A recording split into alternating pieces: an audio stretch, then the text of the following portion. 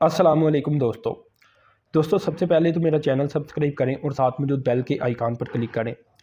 Karjara dam को लेकर सारी डेवलपमेंट आपसे शेयर करूंगा। काफ़ी साल पहले मैंने एक वीडियो बनाई थी जिसमें जो इतराज़ात थे वो भी मैंने शेयर किए थे। अब ना तो वो चैनल है ना तो वो वीडियो है, तो इसलिए आज मैं जो फाइनल ऑफ़र सामने आई है एक रशियन कंसोर्शियम की तरफ से वो भी शेयर करूँगा और साथ में जो इतराज़ात आती हैं वो भी शेयर करूँगा। कमेंट आप दोस्तों ने करना है, मेरा अपना कमेंट इसमें शामिल नहीं होगा, मैं सिर्फ इतराज़ात आपसे शेयर करूँगा। तो खैर मालूमात की तरफ आ जाता हूँ। रशियन कंसोर्शियम की जानिब से पाकिस्तान का विज़िट किया गया है और जो करजरा डैम है जो कि स्कर्दो के करीब बनाया जाना है, एक प्रपोज डैम है, ठीक है। तो उसे उसकी डील फाइनलाइज़ करने की कोशिश की जा रही है और ये कहती हैं कि ये हमारी आखिरी और फाइनल डील है। अगर अब पाकिस्तान इस पर राज़ी नहीं होता तो हम फिर कभी भी इसे प्रपोज़ नहीं करेंगे, यानी हमारी तरफ से तो कम से कम आपको रिक्वेस्ट कभी नहीं आएगी। तो सितंबर 2012 में भी ये आ चुकी हैं एक बार करजरा डैम को भी लेकर, और सितंबर 2018 में ये दियामर बाशा डैम के लिए भी गालबन आ चुकी हैं। गवर्नमेंट टू गवर्नमेंट ये डील करना चाहती हैं। करजरा डैम जैसा कि बता रहा हूँ स्कर्दो के करीब बनाया जाना है, इसकी जो हाइट होगी ये 8202 फीट तक बताई जाती है, ठीक है ना, क्योंकि स्कर्दो आपको पता है कि काफ़ी एलिवेटेड एरिया के ऊपर है। इसी तरह अगर खर्चे की बात की जाए तो इसके ऊपर 12.4 अरब डॉलर की लागत आ सकती है कंसोर्शियम के मुताबिक, और पावर जनरेशन जो इक्विपमेंट है जिनके जरिए बिजली बनाई जानी है वो भी शामिल है। जहाँ तक बात की जाए इसकी स्टोरेज कैपेसिटी की तो ये 35 मिलियन एकड़ फीट तक बताई जाती है। यानी अगर ये कहा जाए 3 करोड़ 50 लाख एकड़ फीट, तो ये गालबन दुनिया का सबसे बड़ा डैम आप कह सकते हैं। और सिर्फ पाकिस्तान का ही नहीं, गालबन जो थ्री गार्जेस्ट डैम है इसकी भी 3 करोड़ 19 लाख एकड़ फीट तक की कैपेसिटी है। बिजली बनाने में ये 15,000 मेगावाट तक की बिजली बनाएगा। और आप ये भी याद रखें कि ये कैपेसिटी भी डबल है, ठीक है ना। पाकिस्तान में अगर टोटल जो वाटर स्टोर करने की कैपेसिटी है इसे देखा जाए ये इससे भी डबल है। इतनी ज़्यादा ये कैपेसिटी होगी, इतना ज़्यादा पानी ये स्टोर कर सकेगा। इसी तरह जो सेडिमेंट की प्रॉब्लम है, यानी जो निचले डैम है वहाँ जो सिल्ट इकट्ठी हो रही है, रेत वगैरह और बाकी चीज़ें इकट्ठी हो रही है जो पानी के साथ आ रही हैं, तो तरबेला डैम की तो तकरीबन बताई जाती है हाफ़ जो वाटर स्टोर करने की कैपेसिटी है वो कम हो चुकी है। तो बाकी डैमों की भी कम हो रही है, तो अगर ये डैम बना दिया जाता है तो सबकी जो लाइफ है वो बहुत ज़्यादा बढ़ जाएगी। इस डैम की अपनी जो लाइफ है ये भी 1000 साल तक बताई जा रही है, यानी बहुत ही ज़्यादा इसकी कैपेसिटी हो जाएगी और लाइफ भी होगी। इस डैम के नीचे दोस्तों बुंजी की साइट आ जाती है, बुंजी डैम या हाइड्रो पावर प्रोजेक्ट आ जाता है, और ये कोई 4767 एकड़ फीट बुलंद है, यानी करजरा से नीचे जो एक साइट है जहाँ ये बनाया जा सकता है प्रोजेक्ट। इसके बाद दोस्तों चलाब नामी एक साइट आ जाती है, ये 4150 फीट तक हो सकती है कि यहाँ एक डैम बनाया जा सकता है। इसके बाद दयामर बाशा डैम तो बन रहा है 7 मिलियन एकड़ फीट कैपेसिटी और 4500 मेगावाट के साथ, और 3300 फीट बुलंद है दयामर बाशा डैम भी। दासू डैम ये कोई 2759 फीट बुलंद है, ठीक है, और ये भी हमें पता है कि बनाया जा रहा है। तो ये एक सिमेट्री चल कर आ रही है, यानी कि सबसे ऊपर करजरा डैम और इस तरह फिर डैम चलती आती हैं। ये सारी डैम जो नहीं भी बने और जो बने हैं इन सभी की कैपेसिटी और सभी की लाइफ साइकिल बहुत ज़्यादा बढ़ जाता है अगर तो करजरा डैम बना लिया जाए। इसी तरह अगर देखा जाए दयामर बाशा डैम, इससे गालबन ये करजरा डैम 6 से 7 गुना बड़ा हो सकता है।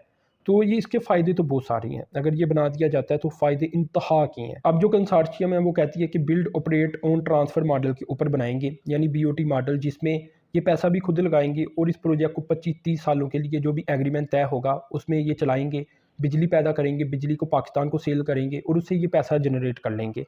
इसके बाद ये प्रोजेक्ट सिर्फ पाकिस्तान का ही होकर रह जाएगा। अब देखने में अल्हम्दुलिल्लाह ये प्रोजेक्ट बहुत ही बड़ा प्रोजेक्ट है और इसके तो फ़वाइद इंतहा के हैं। इतना कोई भी पाकिस्तान में प्रोजेक्ट गालबन कैपेसिटी नहीं रखता जिसके इतने ज़्यादा फ़ायदे हों। लेकिन यहाँ बहुत सारे एतराज़ात 2011 में जब यूसुफ रज़ा गिलानी थे तो उन्हीं के दौर के अंदर ये एक रिपोर्ट सामने आई थी, लगा दिए गए थे, और वापटा ने 2025 का जो विज़न था तभी, आज से कोई 10-12 साल पहले, 14 साल पहले ही 2025 तक के विज़न के अंदर जो करजरा डैम है इसे निकाल दिया था। इन्होंने कह दिया था कि अभी करजरा डैम नहीं बनाया जा सकता, ये हमारे विज़न में शामिल ही नहीं है। तो जब इस आइडिया को ड्रॉप किया गया 2025 के विज़न के अंदर से कि अब 2025 तक तो हम ये डैम नहीं बनाने जा रहे, तो तब वापटा ने इसे तस्लीम भी किया था कि कम अज़ कम भी ये 27 मिलियन एकड़ फीट पानी ज़ख़ीरा करने की सलाहियत रखता है। तो ये तो ज़रूर है कि अगर 35 ना भी हो तो फिर भी ये एक बहुत बड़ा डैम है, और इसकी जो फिजिबिलिटी स्टडीज़ है ये भी इमेच्योर है, यानी कोई ज़्यादा डिटेल में की नहीं गई, जिसकी वजह से इसके जो एतराज़ात हैं इनके ऊपर भी अगर ये कहा जाए कि ये भी मुकम्मल नहीं है और शायद इसमें कुछ गुंजाइश मौजूद है। अगर इसे पब्लिक डिबेट में लेकर आया जाता है तो यकीनन इससे कुछ अच्छा असर पड़ सकता है, शायद जो इतराज़ात है वो भी दूर हो जाएँ और ये डैम बनाया भी जा सके। खैर इतराज़ात में तो सबसे पहला एतराज़ ये है कि अगर 8 मिलियन एकड़ फ़ीट ज़ख़ीरे वाला रिज़र्वायर भी बना दिया जाए तो जो वैलीज़ हैं स्कर्दों में ये डूब जाएँगी। अब ये तस्वीर आप देखें, ये स्कर्दो में अगर आप रिसर्च करेंगे गूगल मैप में तो गूगल मैप ये शो करेगा कि ये कर्जरा डैम की साइट है। इसके आस-पास आप देख सकती हैं कि स्कर्दो वैली भी है, जो एयरपोर्ट है वो भी है, नीचे भी कई वैलीज़ हैं, आर्कियोलॉजिकल साइट भी हैं यहाँ, क्योंकि स्कर्दो एक काफ़ी रिच एरिया माना जाता है आर्कियोलॉजिकल और कल्चरल साइट के लिहाज से भी। तो कहा जाता है कि ये सारा डूब जाएगा, अगर तो ऐसा कुछ किया जाता है। अब ज़ाहिर-सी बात है कि जो एरिया स्कर्दो अगर पूरा ही डूब जाता है, ज़्यादातर इसकी वादियाँ गायब हो जाती हैं, तो सफ़ा हस्ती से ही मिट जाती हैं, पानी के अंदर आ जाती हैं इसके रिज़र्वायर के अंदर, तो यहाँ की पॉपुलेशन तो कभी नहीं मानेगी और ज़ाहिर-सी बात है बाकी दुनिया भी इसके ऊपर एतराज़ करेगी। तो ये तब एतराज़ लगाया गया था, ये मैं एतराज़ नहीं लगा रहा, ये भी आप बात याद रखें। मैं ऐसी मालूमात शेयर कर रहा हूँ। बताया जाता है कि 25 स्क्वायर किलोमीटर और इसमें कोई 20,000 हाउसेस, 7,000 शॉप्स, हॉस्पिटल, स्कूल, जो मसाजिद हैं और जो कब्रिस्तान है, ये सारा कुछ इसमें डूब जाएगा। अगर टोटल पॉपुलेशन को देखा जाए जिसे डिस्प्लेस किया जा सकता है तो ये कोई 2 लाख से ज़ायद तभी पॉपुलेशन बनती थी जिन्हें डिस्प्लेस किया जाना था। अब आ जाते हैं डिफेंस पॉइंट ऑफ व्यू से। तो डिफेंस पॉइंट ऑफ व्यू से दोस्तों क्योंकि ये एक बहुत बड़ा डैम होगा और ये आपको पता है एरिया कौन सा है। ये यहाँ जो कारगिल सेक्टर है ये भी बड़ा करीब है और जो सियाचिन सेक्टर है ये भी बड़ा करीब है। तो आर्मी का जितना भी डिफेंस इंफ्रास्ट्रक्चर स्कर्दो और इसके आसपास मौजूद है शायद वो भी पानी में डूब जाए। तो ये बड़ी प्रॉब्लम बन जाएगी, जो ऑपरेशनल एक्टिविटीज़ हैं आर्मी की वो मुतासर हो सकती हैं। और दूसरा, जब इतना बड़ा डैम बन जाएगा और एक ऐसे एरिया में बन जाएगा जहाँ खतरा ज़्यादा रहता है, ठीक है ना, इंडिया के हमले का खतरा ज़्यादा रहता है। इंडिया और बाकी दुनिया की ताकतें इस एरिया को कट करना चाहती हैं पाकिस्तान से, क्योंकि जो चाइना की तरफ के रास्ते हैं वो जितना ये एरिया कट कर लेंगे स्कर्दो और गिलगित बल्तिस्तान का, उतना ही उनके लिए फ़ायदा है और वो चाइना से पाकिस्तान को कट करना चाहती है, इसमें कोई शक व शुबा नहीं। तो प्रॉब्लम ये है कि जब इतना बड़ा डैम बनाया जाएगा जिसमें 35 मिलियन एकड़ फीट पानी ज़ख़ीरा किया जा सकेगा, तो अल्लाह ना करे अगर हल्का सा भी हमला हो जाता है और पाकिस्तान इस डैम को नहीं बचा पाता, तो पाकिस्तान का निचला हिस्सा सारा ही तबाह बर्बाद के डैम अकेला कर देगा। यानी इतना ज़्यादा पानी अगर नीचे तबाह होकर जाना शुरू कर दे तो आप देखेंगे आसपास की तो सारी आबादियाँ ख़त्म हो जाएंगी। और दोस्तों ये किसी भी जंग से बड़ा नुकसान पाकिस्तान का होगा, पाकिस्तान उठने के भी काबिल नहीं रहेगा, क्योंकि ये एरिया ही कुछ ऐसा है ना, आपको पता है कि यहाँ थोड़ी बहुत इंडिया के साथ भी जो अहम तरीन पॉइंट है पाकिस्तान के, कारगिल और जो सियाचिन है, तो ये बड़े करीब पाई जाती हैं इस एरिया के। तो ये एक दूसरी प्रॉब्लम है जो सामने आती है। अब जो चौथी प्रॉब्लम है वो ये है कि बिजली तो चले यहाँ से बना ली जाएगी, क्योंकि ये साइट भी काफ़ी ज़्यादा एक्सट्रीम डिफ़िकल्ट एरिया में है, तो पहले तो यहाँ डैम बनाना भी काफ़ी मुश्किल होगा। बन जाएगा तो जो ट्रांसमिशन लाइनें हैं वो बिछाना और भी मुश्किल होगा, क्योंकि ट्रांसमिशन लाइनें ज़ाहिर-सी बात है सिर्फ डैम साइड की तरफ ही तो नहीं बिछाई जानी, उसे तो नीचे लेकर आना पड़ेगा जहाँ पॉपुलेशन है, इसे कनेक्ट करना पड़ेगा जो पाकिस्तान का नेशनल ग्रिड है उसके साथ, ताकि बिजली बाकी इलाकों में पहुँचाई जा सके।